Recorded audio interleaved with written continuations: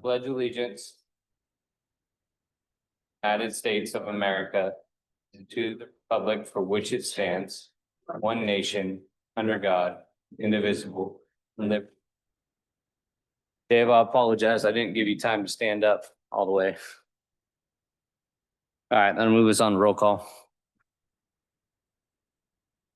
Chair Bowman, Present. Vice Chair Perry, Present. Mr. Beinecker, Here. Mr. Campbell, Here. Mr. Malay, Present. Mr. Camacho, Present. Ms. Morton. Let the record show the following staff are in attendance: City Manager Albert Tripp, City Attorney Dan Gibbons, Public Works Director Catherine Miller, Grants and Community Services Director Elise Minotti, Police Chief Brad Richmond, Assistant Clerk Treasurer Tanya Dashiell. All right, everyone, what would we like to do about Ms. Morton's absent this evening? Move to excuse. I have a motion, I have a second. Any questions or comments? Not seeing any, all those in favor?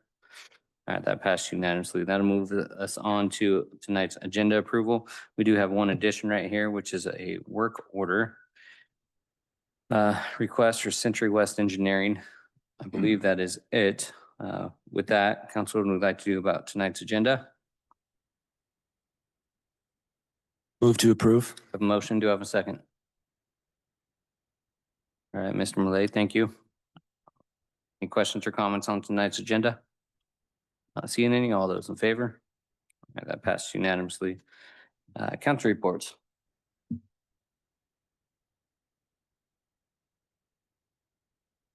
Dave, anything? Jesse? I just wanted to confirm, Albert, the ADA walkthroughs on the 24th, correct? Yes, that's correct. Okay. And the group is going to be meeting here at City Hall, I believe. Hmm? The group is going to be meeting here at City Hall to start off with. Okay. All right. Awesome.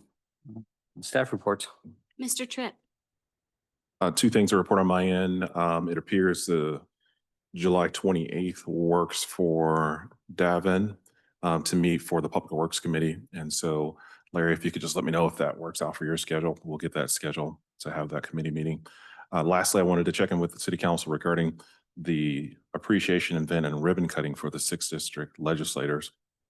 Tentatively, we're looking at September 15th and the 22nd as opportunities. Both are regular City Council meetings. So I'm looking to confirm if anyone has any conflicts with either of those dates. And then we can pass those dates on to the 6th District delegates. Will both of those dates work for most of the council? Okay, great, thank you. Thank you. Mr. Gibbons, do you have a report?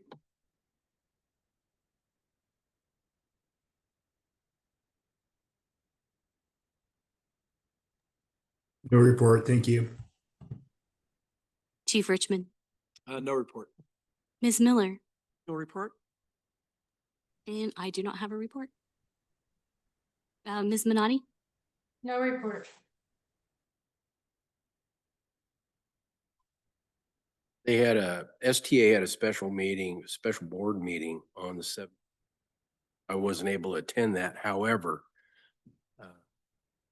at that meeting, it was announced that Carl Otterstrom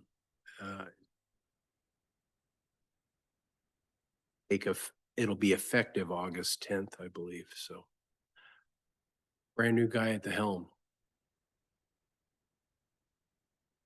Mr. Casper is one of the deputy directors over there, one of the maybe vice president, Andrew Casper. I actually worked with him in the military for years and years. So he's a great guy. I'm sure we'll be seeing him on his way through. He said he'll make it a point to come over here and chat at some point. So awesome. Anything else? Okay. No call for a public hearing. The consent agenda, requesting the approval for meeting minutes for July 7th, 2025.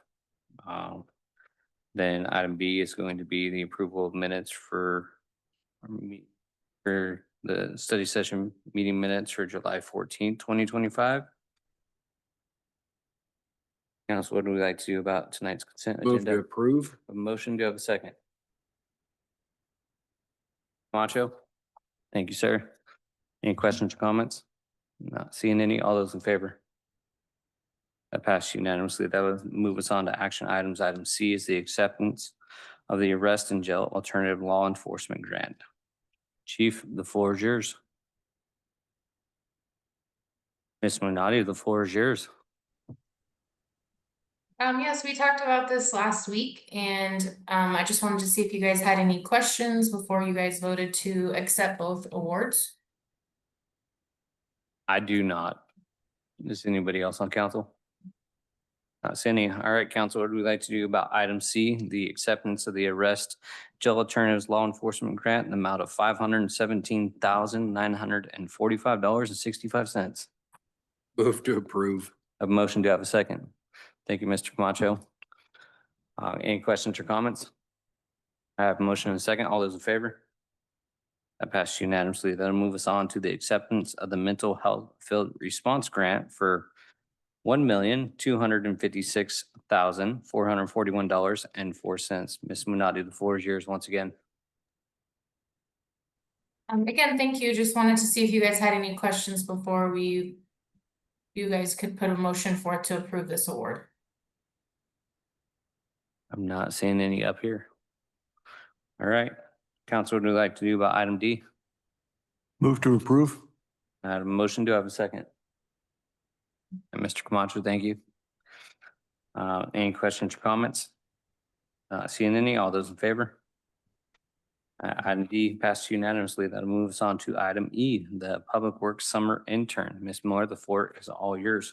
Thank you, Chair Bauman. Yes, item E is summer intern. We're looking to help fund our planning department has already hired the intern and Public Works is looking to add money to the intern so we can get some additional work out of them throughout the summer. This would be collecting points out in the field with GPS equipment. We're looking to fund this with sewer and water funds as they collect sewer and water information, lids for manholes, water meters, that kind of information. Okay. Council, any questions or comments for Ms. Miller?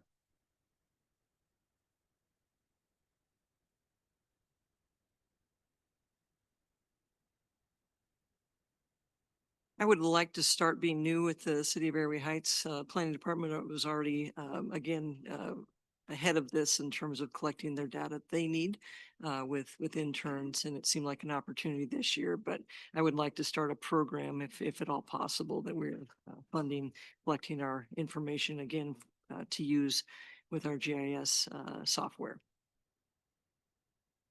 So do you have total savings between that and either hiring a PT or a full-time? Interns obviously are a great way to go with this type of information. It lets them learn in their field, basically, in terms of GIS collection and manipulation of data once you collect it and put it into the system. And we find this, at least in past experience, that I had a great way to utilize interns to facilitate this our collection of this data in a very cost-effective way.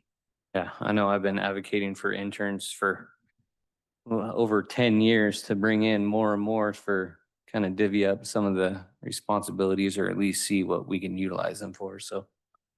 And to clarify for those, to new to this or listening at home, this is for the sewer water fund, which is different from the general budget, which is the current expense fund, which is much more tight and strapped every year. This is a much more healthy balance. So it's latitude in that area for these kind of unplanned things.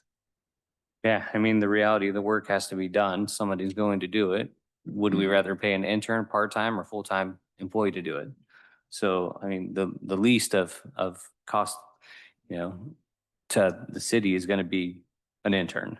So, Mr. Tripp. Thank you, Mr. Chair. Chair and Council, in response to Mr. Campbell's question earlier about budgeting, we're going through a process right now as we speak, looking at 2026 for possible interns that could be used in next year, outlining job descriptions that will correspond to the respective department needs. So that should be baked for 2026 into the proposed budget. All right. Any other questions or comments from Ms. Miller? Not seeing any, what do we like to do about tonight's funding request for the summer intern? Move to approve. Have a motion, do I have a second? All right, thank you, Mr. Malay. Any questions or comments? Not seeing any, all those in favor? All right, that passes unanimously. That'll move us on to funding request for conceptual public works building layouts. Ms. Miller, the floor is yours once again. Thank you, Chair. Yes, item number F is to start the process of getting a layout for a new public works building. The images I'm showing on the screen here, we've basically outgrown the existing building as well as need to plan for the future. So we're slated to bring in a couple of new employees over the next, I'd say, 6 months. And within that time period, we're struggling for space as it is. And then, of course, the city has continued to grow, and we need to make sure we have a facility that can accommodate that growth into the future as well. And down here anyhow. So I've got a second picture, but basically shows the inside of the area. We have a very lean place in terms of it's the lunchroom, it's the workspace, it's the meeting room, all in one. And as the city continues to grow, you really need to have space to be able to effectively work throughout the day and not have the interruptions that are going on now. So this again is the first step to lay out a building. It'll be a conceptual drawing of what it would look like, the space allocation again for current use as well as future use. And then we'll come up with a cost estimate, and we'll obviously be coming back after that study is done to talk about how to fund the next steps as we move forward. All right, and I do want to clarify one thing on this. When we started talking about bringing our city services into the new building that was purchased, we actually had not talked about, the building or the public works and whatnot, other than maybe a department head being located over there. So this is a completely separate build out than what we've previously have been planning recently, gotten funding for. I mean, we're in the works for the police department now, the fire department is in there, and then we have a build out for courts and other stuff scheduled to be, funded as at least for the actual conceptual drawings as well into the future. But this is completely separate from that, and you guys absolutely need it, just like we needed a new fire department. So, so I just want to, I just want to clarify for anybody online that this is separate and apart from what we've already been doing and what we've requested funding for from state and other dollars. So anything else on this one? Catherine, it's going to be in the same area, correct? Or Correct. same vicinity? Yes, the property that the city currently owns is larger than the footprint that we're using today. The north end is an open lot right now, and that's where we would look to locate a new building. Okay. Thank you. All right. Council, what would you like to do about the funding request for the conceptual public works building layout? Move to approve. I have a motion. Do I have a second? All right. Any further questions or comments?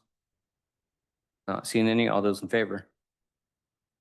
All right. That passed unanimously. That'll move us on to our Century West Engineering Corporation work order 2025-04 for Craig Road pavement repairs.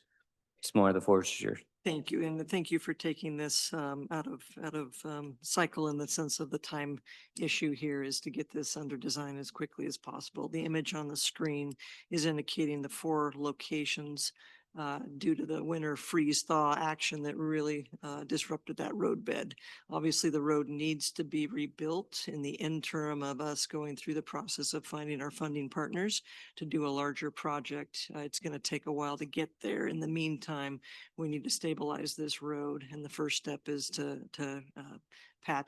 dig out these 4 locations and put it back basically in terms of what's there today width-wise as we again look to stabilize this road as we can figure out our funding package, which is going to be, I would say, a 5 to 7 year window in terms of getting that project all the way funded through design, through construction. And that would be a full roadway that you'd have the sidewalks and the full drainage and everything that you see that a new roadway comes with. So that's a larger project that we need to work towards. Again, in the interim, this work is to, this request today is a $15,000 request to get the design ready to go out to bid. I'll of course come back with a cost estimate before we go out to bid and talk about those next steps for this work. All right, Mr. Malay. For locations on that, I drove down those few weeks back. That because the road had faults right there and collapsed and. Oh, it's. Right.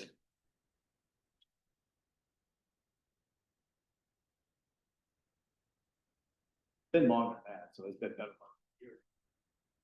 What was that? So my understanding of this is from that freeze thaw that really broke it apart over the last winter. There may have been some other work that had occurred. I can get some more background for you in terms of what dig outs happened, if there was any construction work is what you're inferring that dug into the road. Mr. Malay, you're talking about that portion of the road was, no, yeah. Spots, this is about. Yeah, they were cut, those spots were cut out by our workers, and a top layer of gravel was put in there.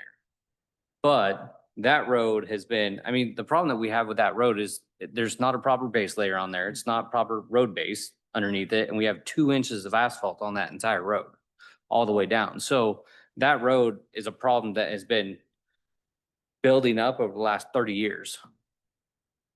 And yeah, we do need to do it. But as far as the way you're talking about the cutaway and then the temporary just topping of the gravel base.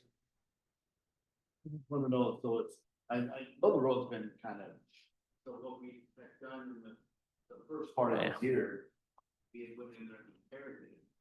Yeah. We were able to put it away or resurface. Right. In terms of a winter fix, would have not had the asphalt companies available and that kind of thing. That's what I figured. Yeah. I just, nobody's ever, I never asked. Gotcha. So I-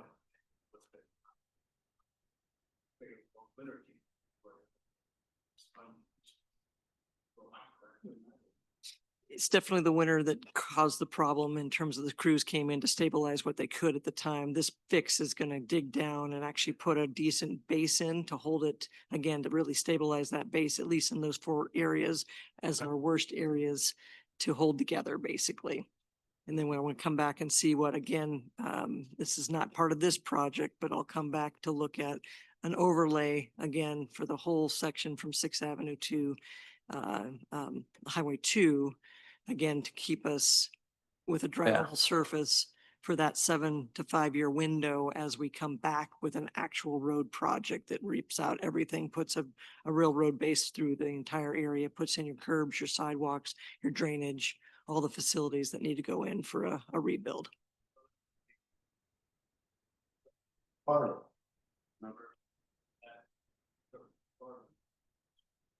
So this. Think McFarland, but a little bit more extensive. On McFarland, I think we took off the first 2 inches of asphalt. Unlike Craig Road, as I think Larry mentioned, it probably has not even asphalt, maybe a 1/2 inch of chip seal on it. But beneath that, you just got road base and a bunch of clay.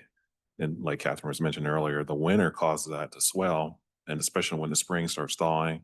So then the Public Works team went out and took out those clay portions, put rock back in. But also, it's important to note too, as you go a little bit further north, as Catherine noted, beyond 6th Avenue, you get in the county, and the county came out and cut an entire section across Craig Road, but that wasn't Airway. We were responding to that portion south of where that electrical substation is, or 6th Avenue down to US 2 with these 4 locations. Yeah, because we have 3 different issues with that. We have tribal entity on one side of us, county on one side, and then us. So acquiring funding sources for that road is going to be, I mean, not necessarily tricky. It's just going to take some time to get all the puzzle pieces together. Yeah, that one's been a long time coming too. I can't believe it got that bad that quick though. That was awful. Within about 1.5 years, it really. Well, I think you got a couple factors driving it. You got more traffic on it. You have commercial traffic historically that didn't use it, like deliveries to the Spokane Tribe Casino. Yeah. Used to be on 2, and now they're coming off of Craig Road. Are they traveling down Dino and coming They- that back route as well? There's that activity as well, you know, in terms of base, but I know in terms of redirection of those commercial entries, so for some of those larger semis are using Craig Road. Okay, There's just a lot of additional uses there, and I don't think that road was ever designed for what For we're that paying route. today. yeah, and it's gonna be interesting too, because that roundabout's supposed to go right there. It's Sixth. Yeah, yeah. As far as, well, not just there, but also Highway 2 Thank you. Yeah. and Craig Road right there too. So yeah, that'll be a good little puzzle to put together for all the funding streams. It will be. So absolutely. Okay.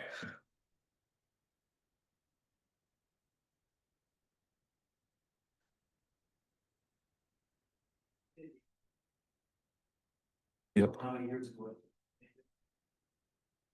How many years before that? Correct. Never did any makeup, huh?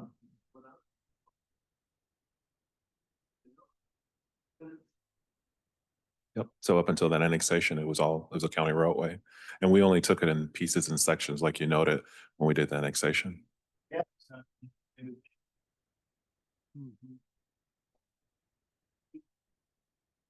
S-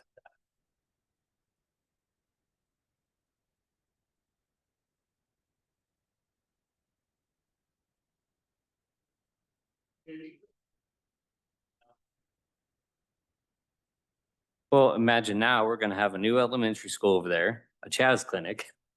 Think about the upbeat traffic that road's going to take. I mean, so definitely we need to get this, moving as expeditiously as we can. Just to try to get yeah, because I mean, just the elementary school alone, adding, that many road trips possibly on that road, on that route of Craig. Yeah, it's gonna be huge. It is. And with STA also wanting to route Yeah. as well. So Yeah, so, okay. I don't have anything else. Anything else from Ms. Miller?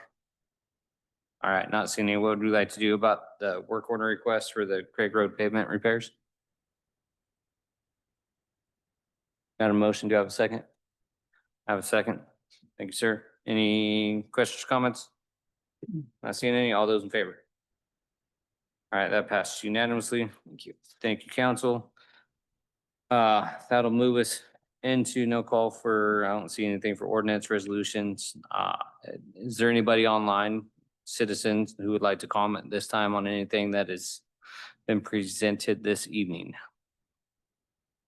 Good, just raise your hand online. All right, I'm not seeing anything and there's nobody here, so there's no call. No call for workshop, executive session. We will go ahead and adjourn the meeting at 5:54 PM.